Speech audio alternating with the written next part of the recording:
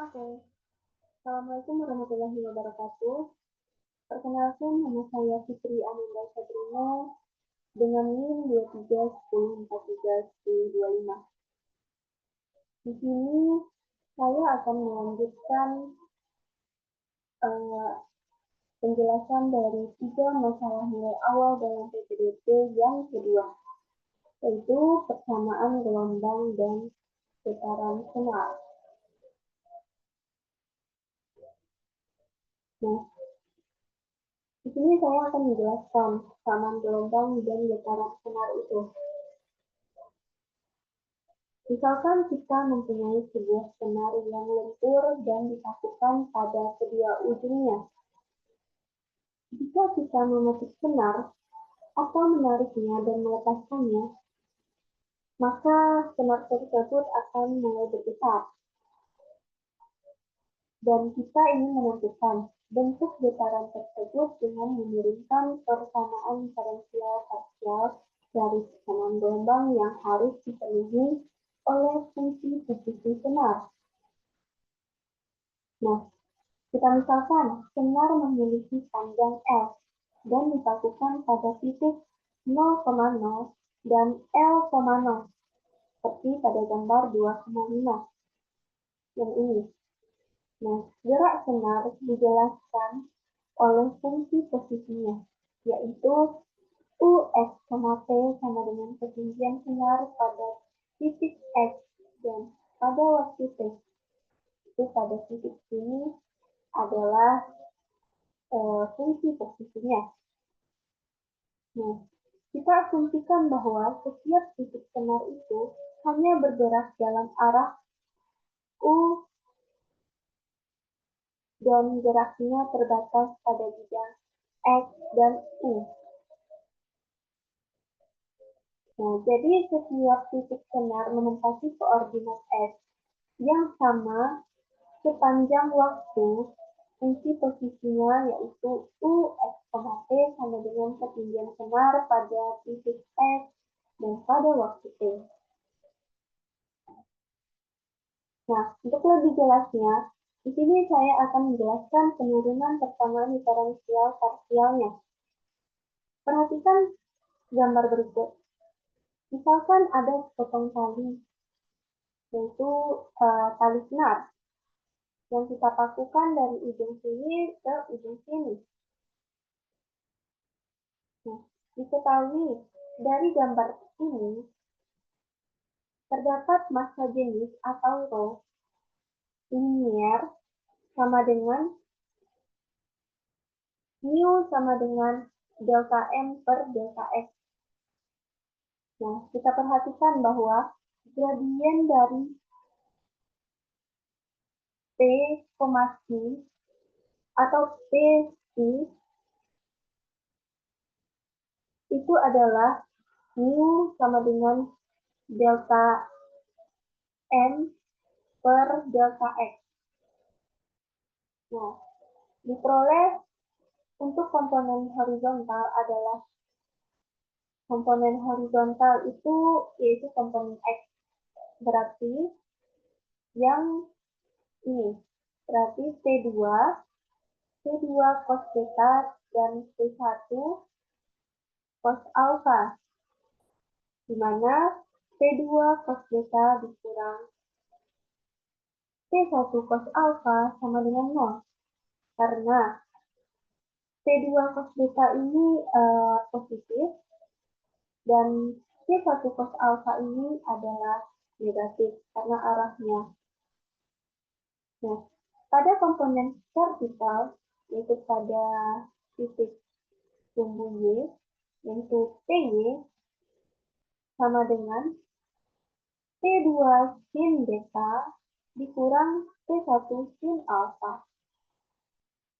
Sehingga dari persamaan ini dapat juga kita ubah bentuknya menjadi T2 cos alpha, T2 cos alpha dikali dengan sin beta per cos alpha dikurang T1 cos beta dikali sin alpha per cos beta. Ini kita dapatkan dari persamaan yang pada gambar ini, sehingga diperoleh persamaan lainnya itu bentuknya seperti ini, yang menghasilkan persamaan ini. Nah, dari persamaan TY ini, kita ubah bentuknya menjadi TY sama dengan T2 cos alpha kali tan beta. Karena tan itu adalah sin per cos. Makanya diubah menjadi tan beta dikurang T1 cos beta dikali tan alpha. Nah, ini saya juga jelaskan. Karena T1 cos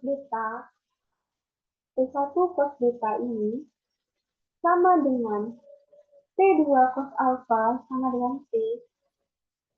Ini didapatkan karena dipindah ruaskan. Karena T1 cos beta tan alpha ini dipindah ruaskan ke kiri, dan T2 cos alpha tan beta ini tetap berada di kanan, sehingga didapatkan persamaannya seperti ini.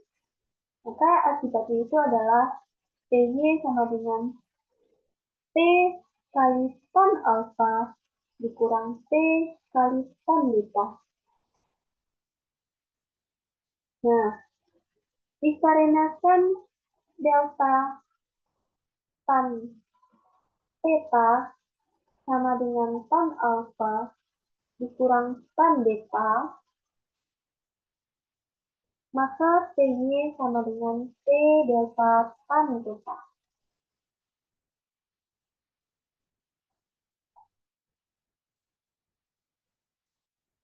Delta tan theta ini diperoleh dari karena T ini dikeluarkan, maka tan alpha dikurang tan beta ini disebut juga dengan tan theta. Kita diperoleh seperti persamaan yang saya sebutkan, yang delta tan theta sama dengan tan alpha dikurang tan beta, maka TY sama dengan T delta tan theta. Nah, dari persamaan-persamaan yang telah kita turunkan ini, kita ingat bahwa hukum Newton 2, di mana hukum Newton 2 itu bunyinya yaitu F sama dengan M kali A. Maka karena di sini kita mempunyai TY, maka ubah F itu menjadi TY sama dengan delta M AY sama dengan U delta X AY. Nah, dari persamaan hukum Newton 2 ini kita peroleh T delta tan theta, karena TY itu adalah T delta tan theta, maka kita substitusikan TY itu menjadi T alpha menjadi T delta tan theta sama dengan U delta X AY. Maka dari persamaan ini diperoleh delta tan theta per delta X sama dengan U AY per X. Nah,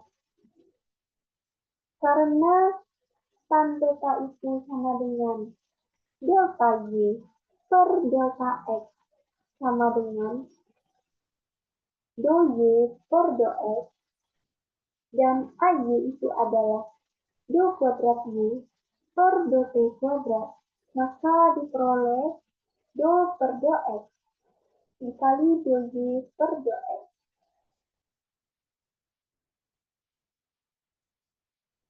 sama dengan U per F. U per F ini dikeluarkan, dan AY itu tadi kan persamaannya do kuadrat Y per do T kuadrat, maka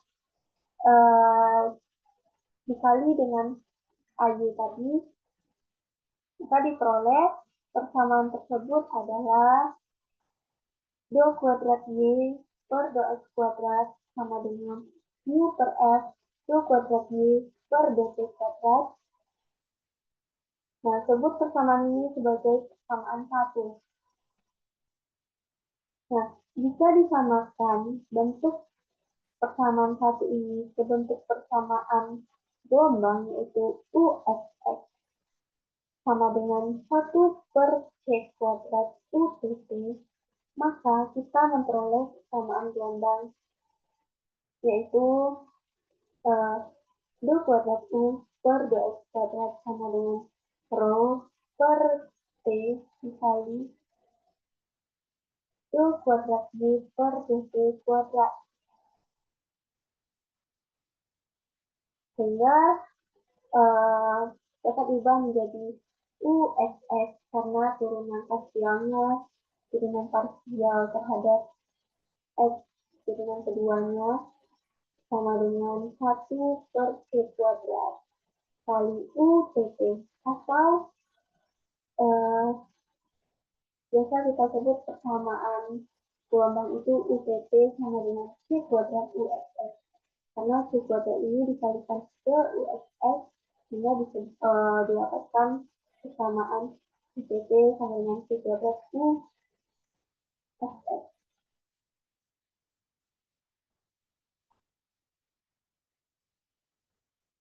Nah, dari dou kuadrat U per dt kuadrat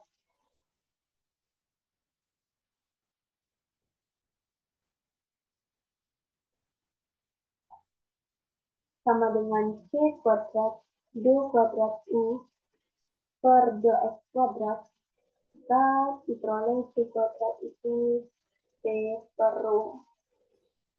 Sehingga penurunan persamaan diferensial parsialnya itu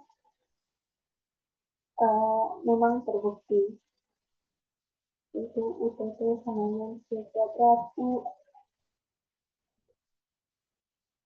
Nah, untuk memperjelasnya lagi, di sini saya memberikan contoh penerapan persamaannya beserta penyelesaiannya. Saya mengambil exercise 2.3 nomor 2. Pada soal nomor 2, latihan 23 ini, kita diminta untuk membuktikan jika U adalah solusi dari persamaan gelombang, yaitu persamaan gelombang di sini adalah UTT sama dengan C kuadrat UXX tambah FX, T. Maka U tambah C1X tambah C2T tambah C3 juga demikian untuk sembarang konstanta C1, C2, dan C3. Nah, kita perhatikan bahwa persamaan gelombang itu adalah UTT sama dengan C kuadrat UXX tambah FX, T. Ini adalah persamaan gelombang non-homogen. Nah, kita akan mencari ada suatu fungsi atau sebuah fungsi baru yang menghasilkan U tambah C1X tambah C2T tambah C3. Nah, kita misalkanlah suatu fungsi itu adalah C. Sehingga C itu memenuhi U tambah C1X tambah C2T tambah C3. Karena pada soal tersebut C1, C2, dan C3 adalah konstanta sembarang, maka dapat kita turunkan C itu terhadap T. C ini terhadap T berarti CT sama dengan UT ditambah C2, dan turunan kedua dari CT adalah CTT sama dengan UTT. Nah, diturunkan juga terhadap X, didapatkan CX sama dengan UX tambah C1. Dan diturunkan juga yaitu turunan kedua terhadap X. Didapatkan CXX sama dengan UXX. Dari semua turunan tersebut, kita substitusikan ke dalam persamaan gelombang yang telah diketahui. Karena CTT sama dengan UTT, maka didapatkan persamaan baru itu adalah CTT sama dengan UTT sama dengan C kuadrat UXX sama FX, T sama dengan C kuadrat PXX tambah Fx sama T. Jadi, persamaannya tetap sama dan berlaku untuk suatu fungsi baru, yaitu T. Nah, dari penjelasan-penjelasan pada slide sebelumnya yang telah saya jelaskan, dapat kita simpulkan atau dapat kita rangkum bahwa persamaan gelombang itu adalah salah satu bentuk persamaan dalam persamaan diferensial parsial. Secara harfiah, persamaan gelombang berkaitan dengan prinsip dasar fisika, yaitu hukum Newton 2 tadi, dan berkaitan juga dengan getaran sinar. Dari penjelasan slide sebelumnya, kita memperoleh bentuk umum persamaan gelombang itu adalah UTT sama dengan C kuadrat UXS, atau turunan kedua dari UT dan sama dengan C kuadrat dikali turunan kedua U terhadap, di mana C itu adalah kecepatan gelombang dan persamaan tersebut diperoleh dengan mengambil seutas atau sepotong tali yang kita pakukan tadi.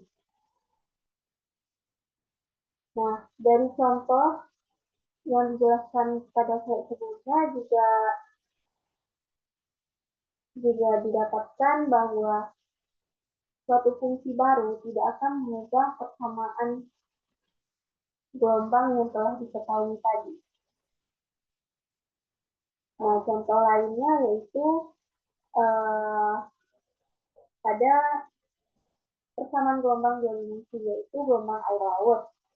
Nah, yang saya jelaskan tadi merupakan contoh dari persamaan gelombang satu dimensi, yaitu senar.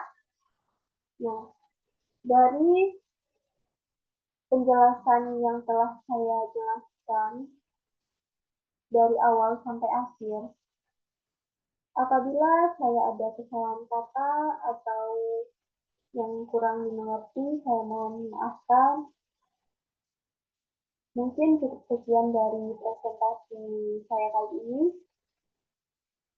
Saya sudahi. Wabillahi taufiq wal hidayah. Wassalamualaikum warahmatullahi wabarakatuh.